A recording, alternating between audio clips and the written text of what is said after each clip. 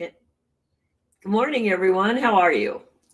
So I'm a little early today, so I don't know if any of you are going to come on, but I have to run some errands this morning. So it's like, I don't want to miss my morning chat because it's actually a way I fire up, get my brain going. I have a lot of marketing to do today. I'm getting ready for my sales mastermind, which is every Thursday. So I've got some preparation to do on that. And I'm absolutely excited because I have a new offer coming out. Watch for it.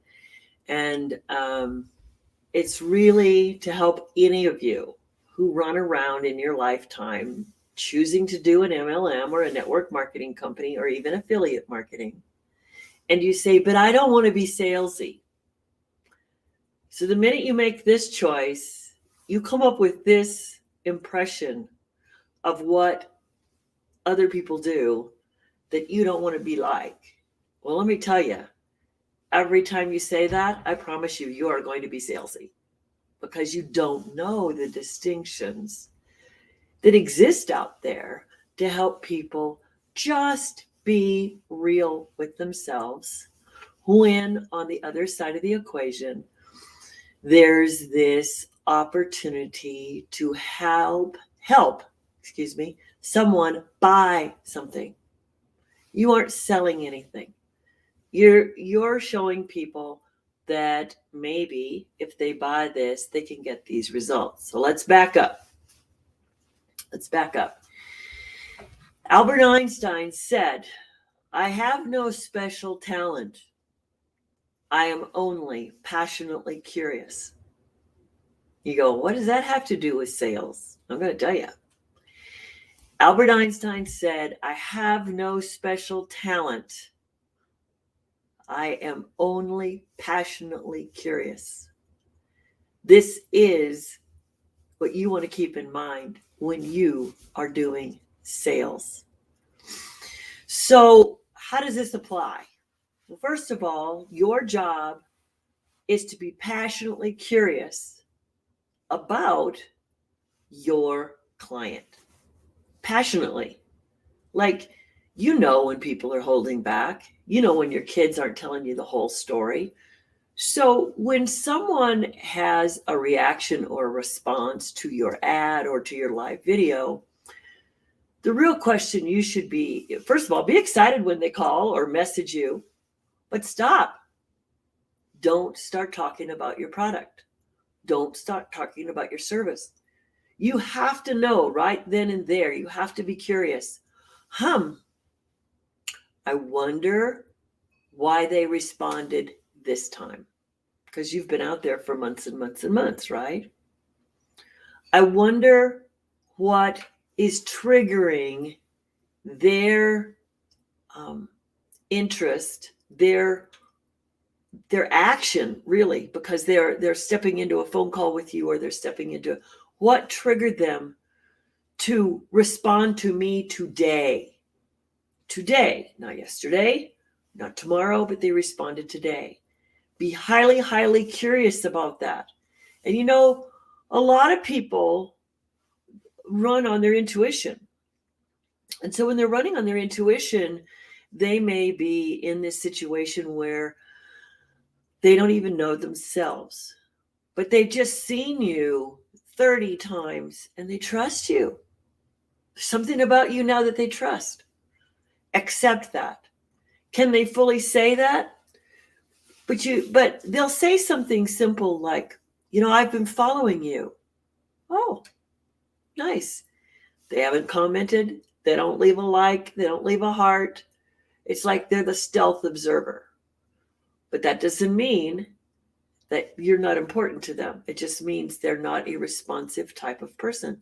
So this may be a challenging conversation. It may be an easy conversation because they've decided to take that next step into curiosity. So curiosity works on both sides of the fence. So allow this person to share with you and don't get on with what you think your business is. So when you become salesy, when you keep only pitching your product, you have to hear what their need is. You have to hear it. And you have to be able to question in order to have something to hear. Don't interpret silence incorrectly. Don't interpret words incorrectly. You have to find the essence of what the conversation is all about. And that's what I help people do. So I've been curious, and I think that one of the reasons that I've enjoyed sales for so many years is I couldn't sit in most sales classes and buy into the script that they gave. So when everybody said build rapport, I took it a few steps further. It's like I wanted to know what made this person tick. What helps them make their choices? What is going to allow them to feel comfortable with their choice and not come back at me later and say this was a bad choice? Yeah, there's a down the road response, right?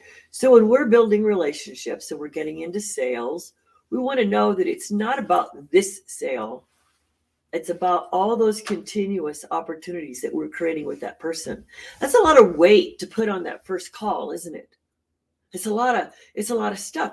So you want to be passionately curious, because that's actually the first anchor for that person to say, wow, they know me a little bit. They're asking some really good questions here. And they feel like opening up to you. So what's the next question you want to ask? If they can't very clearly tell you what made them respond today, the second question you've got to ask is, what do you really want help with today? Like, how can I serve you is the phrase. So the thing that people forget about sales is serving. Somebody needs a solution. Not your thing, not your product. They need a solution. What is that solution that they need? And please, my gosh, I so disagree with everybody who says you're only sharing. You, in sales, if you've got into network marketing or you're in multi-level marketing, your job is to sell, but only when you have a ready buyer. You don't force things on people that they're not ready for. That's salesy. So if share makes you feel good, that's fine. But don't share until you ask the questions. Don't share until you say, what caught your attention? What made you call today? Don't share until you understand what they really want help with. They don't want a acai berry, but they might want something for their wrinkles. They might want something for their gut, but they don't want the berry. They want the result. They want the solution. Making sense? So now let's go back to passionately curious. And this is what's going to help you not be salesy. So you have to know then, well, what have you tried before? Because if you know what they've tried, you have to own that, oh my gosh, they've tried the same thing that I'm trying to sell.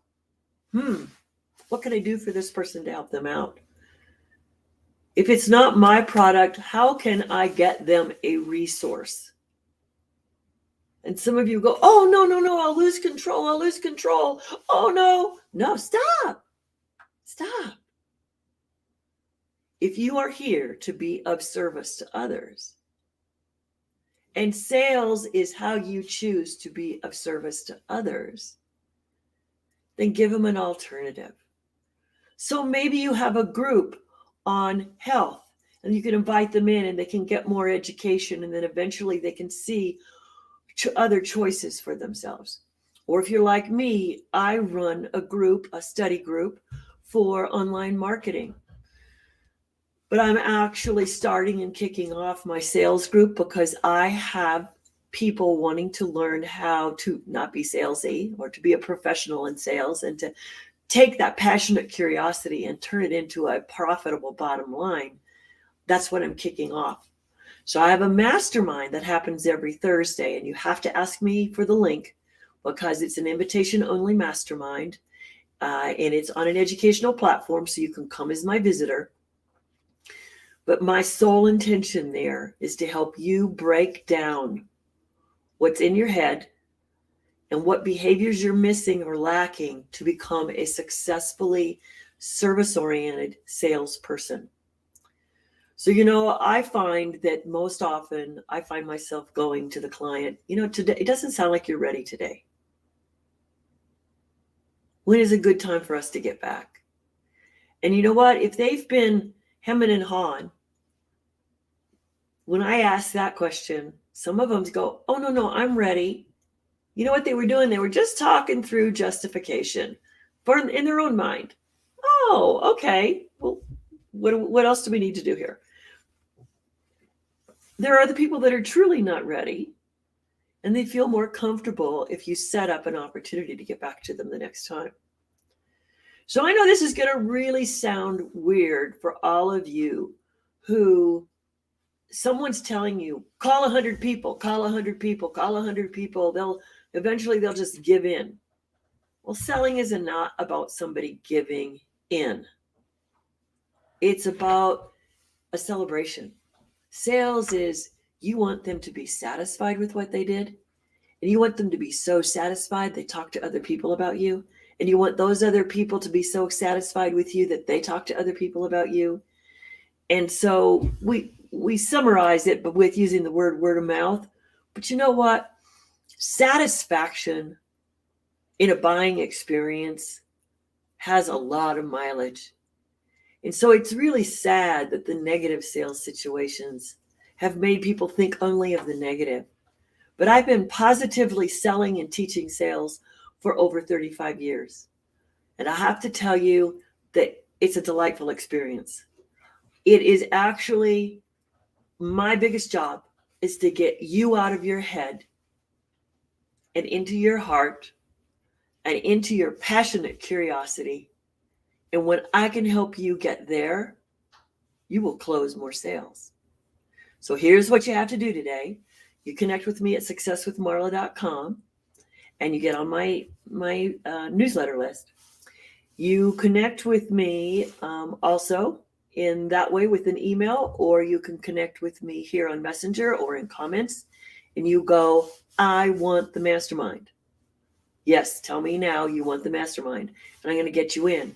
And this mastermind is not me just teaching. I do about 15 minutes of a setup, and then I'm going to work with everybody individually who's in that mastermind, and we're going to reframe their approach, their mindset.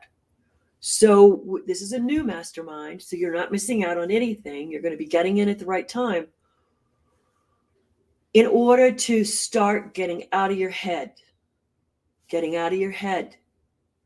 into your listening. When you get into your listening, that connects to your heart, and you will always, always know what it is to passionately ask about or to tell somebody about or to share. When you listen well, you know the timing of when you should share some new information. And so anybody who tells you a sales conversation should only take 5 minutes or 10 minutes, maybe that's the introductory call, but be sure to set up another one. So we'll talk about how human beings play. But you know what? Every customer is different. There's no formula except your formula to be present when you're making sales. And you have to be passionately curious about the person you're talking about. So I'm inviting you to be passionately curious with me Thursday mornings, 9 a.m. Mountain Time. Ask me for the invitation, and it's yours. Or if you need to watch me a little more, connect with me at successwithmarla.com, and I'll keep letting you know what's going on. Talk to you soon. Bye-bye.